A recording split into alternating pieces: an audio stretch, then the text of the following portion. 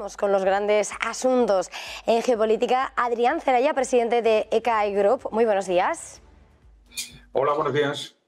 Adrián, tenemos dos grandes focos de atención ahora mismo puestos sobre la mesa, pero de lo último ha sido precisamente esa declaración que acabamos de escuchar de Kaja Kallas, con la mirada puesta en Siria, diciendo que la Unión Europea tiene que apoyar ese proceso, esa aspiración democrática que puede dibujar el futuro de Siria, al tiempo que Estados Unidos está bombardeando para destruir cualquier resquicio e intento de reorganización de ISIS.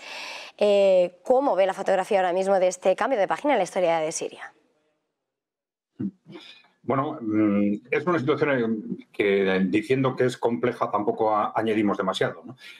La cuestión fundamental es si Siria va a ser capaz de mantener un poder central fuerte en estas circunstancias y si realmente hay actores con el suficiente peso y la voluntad realmente de generar esta estructura de poder a nivel del conjunto de Siria. Y esto es realmente la cuestión dudosa, ¿no? A pesar de que las declaraciones de los nuevos gobernantes pues apuntan en esa dirección, pues tenemos por un lado a Israel, la apuesta de Israel por hacerse con una parte del territorio al sur. Tenemos la apuesta que vosotros habéis mencionado de Estados Unidos de mantener el control de esta zona, bueno, habitado fundamentalmente o controlado fundamentalmente por los kurdos, y al contrario tenemos esta apuesta de Turquía por hacerse con otra parte del territorio al norte y disputar el territorio ocupado por los kurdos, ¿no? Con lo cual parece bastante complicado que en estas circunstancias pueda sentarse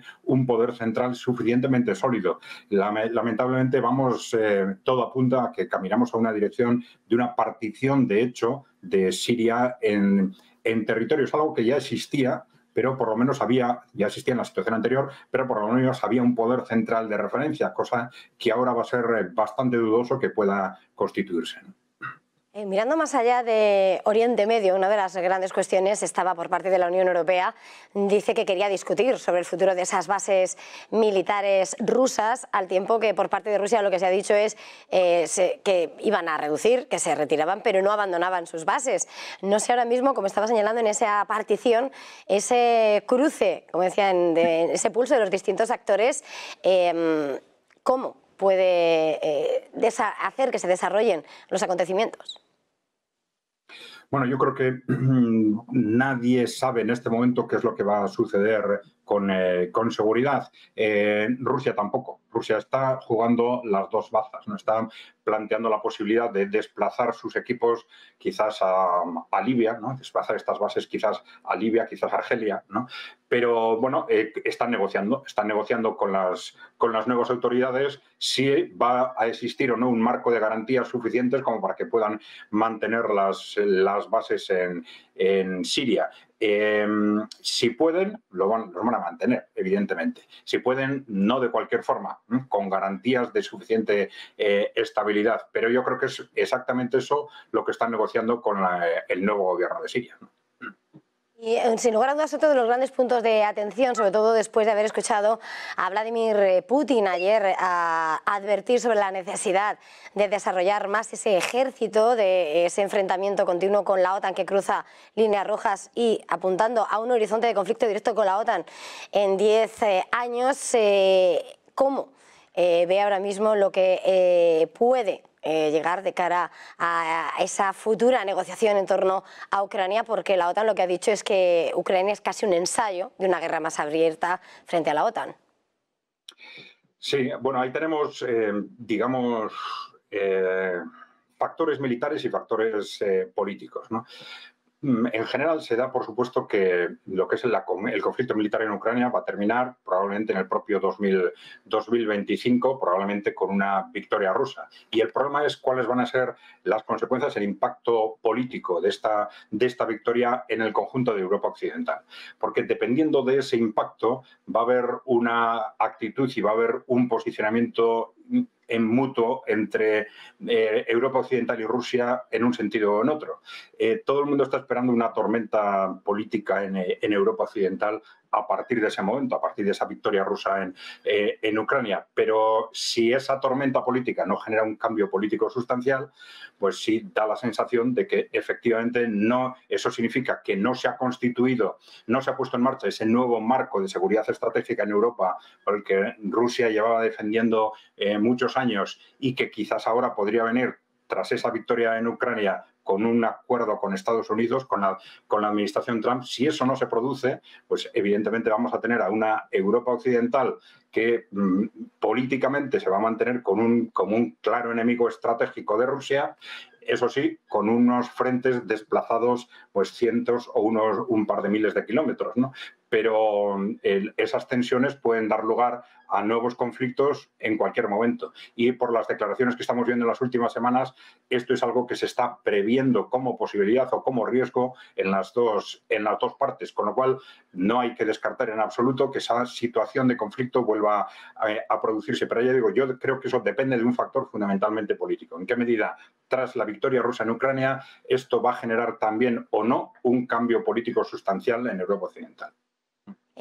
Antes de terminar, querría preguntarle sobre un asunto, un suceso que ha acaecido esta mañana en Moscú. Vamos a recuperarlo para preguntarle a Adrián Celaya, porque además tenemos noticia de última hora. Reuters acaba de señalar, citando fuentes, que los servicios especiales ucranianos habrían sido los responsables, habrían llevado a cabo la operación en la que ha muerto el general ruso Kirillov. Recordemos, esta mañana amanecíamos muy temprano precisamente con la muerte de Kirillov en esta mañana, después de haber visto el fallecimiento del jefe de las tropas de protección radiológica, química y biológica de las Fuerzas Armadas y de su asistente. Un artefacto explosivo colocado junto a la entrada de un edificio residencial ha estado detrás de la muerte del jefe Kirillov, y la comisión de investigación habría abierto una causa penal emprendiendo las actividades de búsqueda operativa. La zona de alrededor del edificio residencial donde se ha producido la explosión ha sido acordonada, y en el lugar de la muerte de Kirillov se han incautado componentes de un artefacto explosivo, según recogía TASS. Al lugar ha llegado la dirección de la sede capitalina del Ministerio de Interior. Los investigadores, médicos de emergencia y servicios operativos continúan trabajando, mientras las fuerzas de seguridad confiscan los vídeos de cámaras de todas las casas en Moscú donde el general Kirillov en el entorno habría muerto, y todas las cámaras en torno a la explosión han sido requisadas. Esos servicios han acusado en este escenario, el SBU ha acusado a Kirillov en rebeldía. Dice el organismo cree que él es supuestamente responsable del uso masivo de armas químicas prohibidas en Ucrania. Es la noticia de última hora, esa información de Reuters que apunta a que habrían sido los servicios especiales ucranianos los responsables de la muerte, del asesinato del general ruso Kirillov, y que a esta hora está centrando la actualidad de la mañana. En este contexto, Adrián, volviendo al análisis, un atentado de estas características, un asesinato en medio de lo que está siendo esos llamamientos a la búsqueda de una negociación, a poner fin al conflicto, como está haciendo Donald Trump, y donde además se ha negado la posibilidad de un alto el fuego, ¿cómo puede impactar en los próximos movimientos? Sí, bueno, evidentemente este tipo de atentados no cambian el contexto bélico en sí mismo, pero tiene un impacto psicológico. Por un lado, pues, evidentemente hace más difícil los acercamientos hacia posiciones de posibles negociaciones y, bueno, tiene un efecto psicológico quizás pretendidamente positivo en el bando ucraniano, en la medida en que están perdiendo la guerra cada vez de forma más clara, están teniendo deserciones continuas, el frente ya se va desplazando de forma cada vez más rápida en su contra. Entonces, bueno, ¿qué les queda? Pues recursos de este tipo, es decir, lanzar misiles de largo alcance contra Rusia, que tampoco cambian el campo de batalla, pero hacen daño psicológico y generan víctimas muchas veces civiles.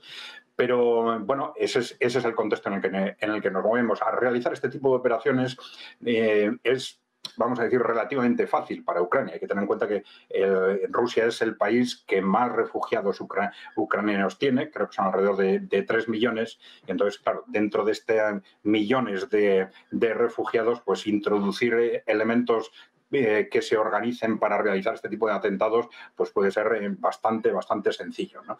Entonces, bueno, el que esto sucede de vez en cuando es normal, hay que contar con ello, y el momento en el que se produce, pues sí, nos refleja seguramente pues una cierta desesperación por parte del bando ucraniano al no poder conseguir o detener el avance de Rusia en el campo de batalla, pues bueno, se recurre a este tipo de actuaciones, ¿no? Celaya, presidente de CAE Group, ha sido un verdadero placer. Gracias, feliz jornada, feliz negocio, feliz Navidad. Muy bien, igualmente. Feliz Navidad.